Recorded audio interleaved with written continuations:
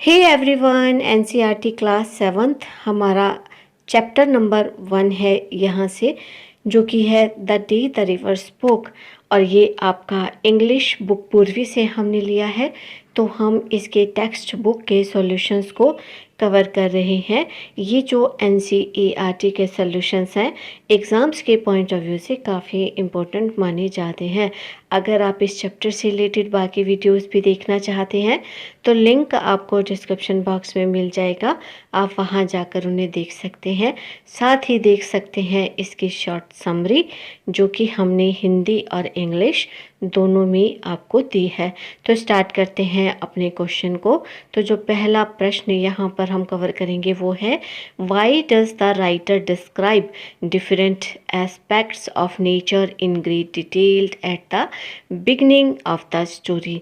कि स्टोरी की स्टार्टिंग में हम क्या देखते हैं कि राइटर ने बड़ा ही एक डिटेल तरीके से हमें बताया, बहुत अच्छे तरीके से उसने मेंशन किया प्राकृतिक सुंदरता को, जहाँ पर जानवी बैठी होती है।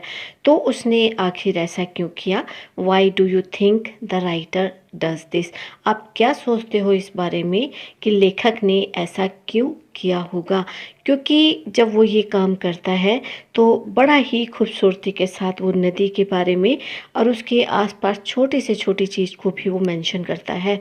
तो ऐसा क्यों? तो आंसर होगा, तो सबसे पहले है कि the writer describes nature in detail to show the beauty of the place where Jahnavi spends her time because nature is so beautiful. अब राइटर ने ये जो नेचर को इतना डिस्क्राइब किया, तो वो सबसे पहले तो शायद यही बताना चाहता था कि जाह्नवी जहाँ पर अपना टाइम स्पेंड किया करती थी उस जगह की सुंदरता क्या है, क्योंकि जो प्राकृतिक चीज़ें होती हैं वो बहुत ही सुंदर होती है। तो हमें ऐसा लगता है कि पहला रीज़न तो यही रहा होगा। फिर दूसरा रीज़न है, we are often told that nature acts as a magical healer. हमें अक्सर ये सुनने में आता है कि जो प्रकृति होती है वो एक मैजिकल हीलर के रूप में काम करती है। It also helps us to feel how close Jahnavi to nature when she was sad. और ये जो है, जब जाह्नवी इतना ज़्यादा करीब थी नेचर के और जब वो बहुत ज़्यादा उदास थी, तो शायद इसी वजह से लेखक ने नेचर को बहुत ही डिटेल्ड तरीके से मेंशन किया, क्योंकि वो ये जानता था कि प्रकृति एक ऐसी चीज़ है कि जब इंसान उदास होता है तो वो अनायास ही उसकी उदासी को दूर कर देती है। तो इसी वजह से शायद जो जाह्नवी थी, जब वो उदास थी तो प्रकृति के करीब थी, तो उसकी उदासी के कारण ही लेखक ने इसको बहुत ही डिटेल तरीके से मेंशन किया होगा। जो थर्ड रीज़न हो सकता है वो हो सकता है कि it also prepares us for the magical moment when the river speaks. शायद वो हमें उस मैजिकल मोमेंट के लिए तैयार करना चाहता हो लेखक, कि जब नदी जो है बोल पड़ती है। क्योंकि सभी जानते हैं कि नदी बोलती नहीं, नदी एक जीवित व्यक्ति नहीं है जो बात कर सकती है, इमोशंस को समझ सकती है। लेकिन इस चैप्टर में नदी जो है जाह्नवी से बातें करती है, उसके इमोशंस को समझती है, उसे समझाती है। तो शायद इसी मैजिकल पल के लिए राइटर हमें तैयार करना चाहता होगा कि जब नदी जो थी वो बोल पड़ेगी और जाह्नवी से वो बातें करेगी। अब जो नेक्स्ट प्रश्न है वो है कि how did the river know so much about Jahnavi. कि जो नदी जो थी वो जाह्नवी के बारे में इतना अच्छे तरीके से कैसे जानती थी? तो उत्तर होगा कि river know so much about Jahnavi because we come to know while reading the story that Jahnavi use to see the river daily. कि जो जाह्नवी को रिवर, जो नदी जो थी, वो इतने अच्छे तरीके से इसलिए जानती होगी क्योंकि हमें पता है, जब हमने स्टोरी पढ़ी तो हमें स्टार्टिंग में ही ये बात पता चल गई कि जाह्नवी रोज़ ही नदी के किनारे आके बैठा करती थी। अब जब वो रोज़ नदी के किनारे आकर बैठती थी, अपने टाइम को स्पेंड करती थी, तो नेचुरली नदी भी उसको जानती होगी। तो इसी वजह से नदी जो थी वो जाह्नवी को बहुत अच्छे तरीके से जानती थी। द रिवर ऑल्सो वॉच्ड हर, क्योंकि जो नदी थी वो भी तो उसे रोज़ देखती थी। लिसन्ड टू हर, और नदी के किनारे बैठकर वो जो भी बातें किया करती थी उसको नदी सुनती भी होगी। एंड अंडरस्टूड हर फीलिंग्स, और जाह्नवी की जो फीलिंग्स रहती होगी उसको वो समझती भी होगी।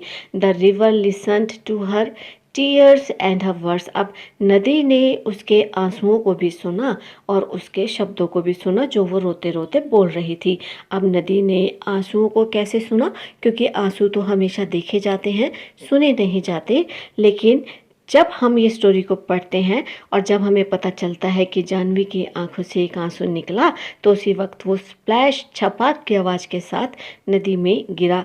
तो जो छपाक की जो आवाज़ आती है, शायद उसी वजह से नदी ने जानवी के आंसुओं को सुना भी होगा और उसके शब्दों को उसने महसूस भी किया होगा कि जानवी क्या सोच रही है।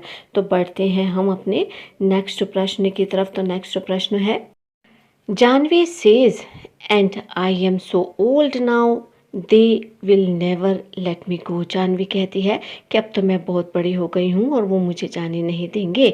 What can you infer about Janvi and the school from this line. आप जानवी और स्कूल के बारे में इस लाइन से क्या समझ सकते हैं? ये क्या दर्शाता है कि जानवी क्या कहना चाहती थी? क्योंकि जानवी कहती है कि हो अब तो मैं बहुत बड़ी हो गई हूँ और वो मुझे जाने भी नहीं देंगे। तो आंसर होगा कि it shows that Janvi was very eager to study but had guilt for many years.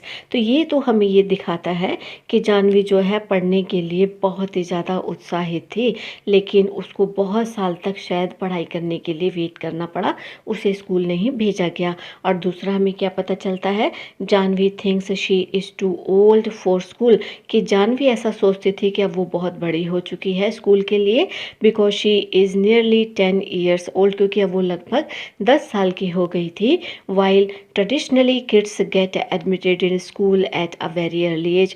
और अक्सर आमतौर पर क्या देखा जाता है कि जो बच्चे हैं बहुत ही छोटी उम्र में स्कूल में डाल दिए जाते हैं। तो शायद जानवी ऐसा सोचती थी कि वो बहुत बड़ी हो गई, 10 साल की हो गई और अब वो स्कूल नहीं जा सकते और उसके पेरेंट्स उसे जाने भी नहीं देंगे। और तीसरा जो हमारे पास इसके बारे में रीज़न है वो है कि this shows that Indian families want the girl only to do house work. कि जो इंडियन फैमिलीज़ होती हैं शायद वो हमेशा ऐसा सोचती हैं कि लड़कियों को तो हमेशा घर का काम करना चाहिए। They have no interest in educated them. वो उनको पढ़ाने में, लिखाने में, उनको शिक्षित करने में बिल्कुल भी दिलचस्पी नहीं दिखाते। और शायद ऐसा ही जानवी की फैमिली ने भी किया था उन्होंने। तो इसी वजह से जानवी के इन शब्दों से, इस लाइन से हम यही समझ सकते हैं कि अब मैं बहुत बड़ी हो गई हूँ और वो मुझे जाने भी नहीं देंगे। सभी को और ख़ास तौर पे गर्ल्स को भी ये चांस मिलना चाहिए कि वो अपने सपनों को देख सकें, उनको प्राप्त करने की दिशा में कदम आगे बढ़ा सकें। तो स्टूडेंट, उम्मीद है कि ये सभी के सभी आंसर आपको बहुत अच्छे से समझ आ गए होंगे। वीडियो को लाइक, कमेंट, शेयर ज़रूर कीजिए। चैनल को सब्सक्राइब करके नोटिफिकेशन बेल को प्रेस कीजिए, ऑल पर हिट कीजिए ताकि आने वाला हर अवेलेबल वीडियो आप तक पहुँचे। मिलते हैं हम आपसे अपने नेक्स्ट वीडियो में। Till then keep watching, stay connected. Thank you.